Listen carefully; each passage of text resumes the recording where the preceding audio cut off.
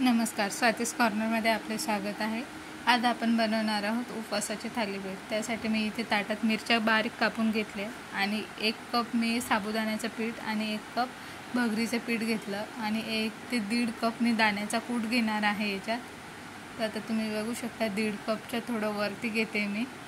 तुम्ही 1.5 कपही टाकलं तरी चालेल। तुम्ही हा वाटीने अंदाज घ्या। मी या छोट्या कपाने घेतला कारण की माझ्याकडे मेंबर कमी आहेत। आणि थोडंसं चवीनुसार मीठ। आता मी मीठ इथे उपवासाचं हे सेंधव मीठ वापरलेलं आहे। तसं रोजच्या जेवणात माझं हेच मीठ असते। तुमच्याकडे कोणतं वापरतात ते कमेंट करून कळवा। आणि याच्यात थोडासा मी बटाटा टाकला कारण की हे बँडिंगसाठी थोडंसं मला वाटलं येईल की नाही, त्याच्यामुळे थोडासाच टाकला मी। तुम्ही नाही टाकला तरी चालेल। आणि थोडंसं आता आपल्याला हे मिक्स करून घ्यायचं आणि याच्यात कोमट पाण्याने भिजवायचं आहे। हे थोडं जास्त गरमही नाही, थोडं कोमट की हाताला आपल्या हे होईल अशा याने आपल्याला हे भिजवून घ्यायचं आहे। पूर्ण कणिक मस्तपैकी आहे त्या नरम, असं जास्त घट्टही नाही जास्त नरमही नाही, असा मीडियम साईजचं कणिक भिजवून घ्यायची। आणि मी पोळपाटावर मेन कापड ठेवलेलं आहे, त्याच्यावर थोडंसं पाण्याचा हात लावला कारण की ते चिटकू नाही, कारण की याच्यात साबुदाणा आहे।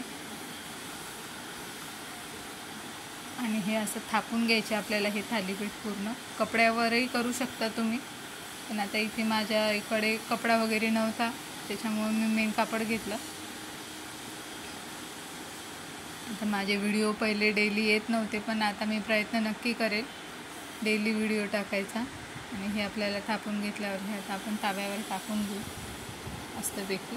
आणि छान दोन्ही साईडनं खरपूस कमी गॅसवर भाजून घ्यायचं आहे। तुम्ही गॅसची हे पाहू शकता, मीडियम आहे एकदम, कमी गॅसवर मी भाजून घेतले, म्हणजे खूप छान होतात आणि कुरकुरीत होतात। अशा प्रकारे आता हे पूर्ण थालीपीठ आपण तयार करून घेऊ। आणि याच्यासोबत मी मिरची भाजून घेतली, शेंगदाणे भाजून घेतले आणि थोडंसं जिरं आणि मीठ टाकून मी याच्यासोबत ठेचा तयार केला होता। आता त्याचा व्हिडिओ मी नाही टाकला, पण तुम्हाला याच्यासोबत दह्यासोबतही तुम्ही हे थालीपीठ खाऊ शकता किंवा तुम्ही ठेच्यासोबतही खाऊ शकता। आम्ही ठेच्यासोबत आणि दही पण होतं, सगळं सोबत खाल्लं। आणि तुम्हाला आषाढी एकादशीच्या हार्दिक शुभेच्छा। कसा वाटला माझा व्हिडिओ? चॅनलला लाईक, शेअर, सबस्क्राईब करायला विसरू नका। असेच नवनवीन पदार्थ मी तुमच्यासमोर घेऊन येईन आणि मला कमेंट करून कळवा की कशा वाटतात तुम्हाला रेसिपी। थँक्यू।